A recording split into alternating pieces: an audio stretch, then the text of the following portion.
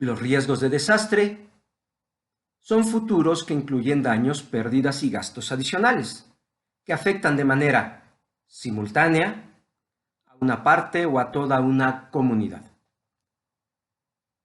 Los riesgos de desastre los imaginamos, pero los imaginamos a partir de un conjunto de evidencias que también son causas que producen los riesgos de desastre.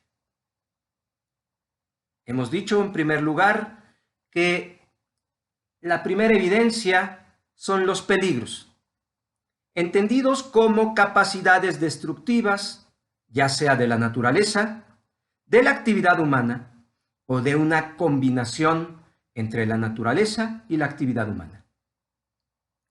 Los bienes expuestos son todas esas cosas y seres vivos que están dentro del área de afectación de un peligro y que además tienen un valor económico, valor estratégico o incluso valor afectivo.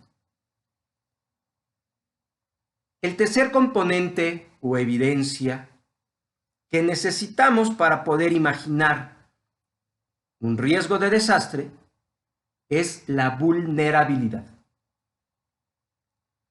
La vulnerabilidad la podemos dividir en dos grandes categorías, en dos grandes grupos. Las vulnerabilidades sociales, es decir, las vulnerabilidades de las personas o de las comunidades, y las vulnerabilidades de sus cosas. La vulnerabilidad de las personas puede ser un conjunto de capacidades que no tienen esas personas. Por ejemplo, no tienen la capacidad de monitorear y de ser alertadas de que se acerca un huracán. No tienen la capacidad de huir, de evacuar ante la presencia de un terremoto. O de manera más estructural, no tienen la capacidad de construir casas resistentes. Puede ser una sociedad que no tiene la capacidad de tener sistemas eléctricos resistentes.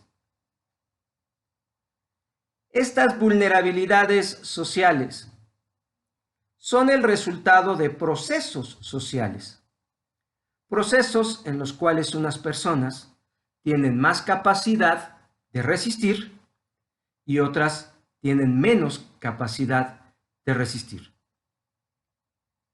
Estas capacidades pueden ser de diferentes categorías.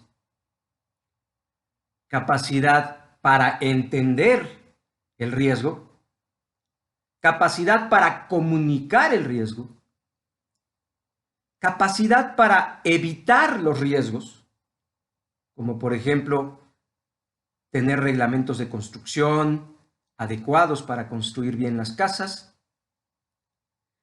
capacidad para reducir los riesgos existentes.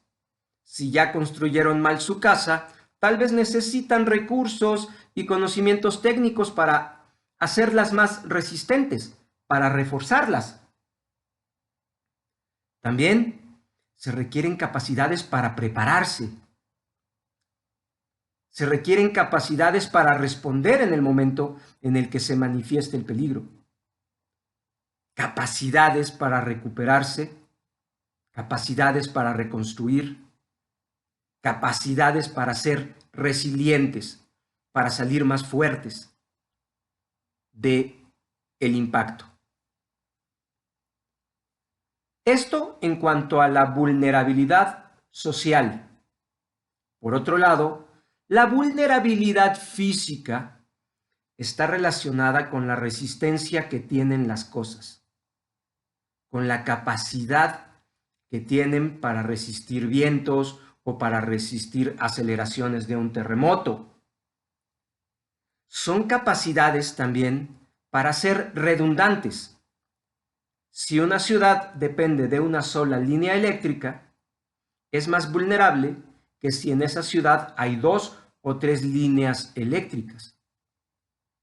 Sintetizando entonces, la vulnerabilidad es una susceptibilidad al daño, es una propensión a ser dañados y puede ser social, construida por procesos sociales en los cuales unas personas pueden ser más resistentes, pueden recuperarse más fácil, pueden enterarse más fácil de la presencia de un peligro y otras no tanto.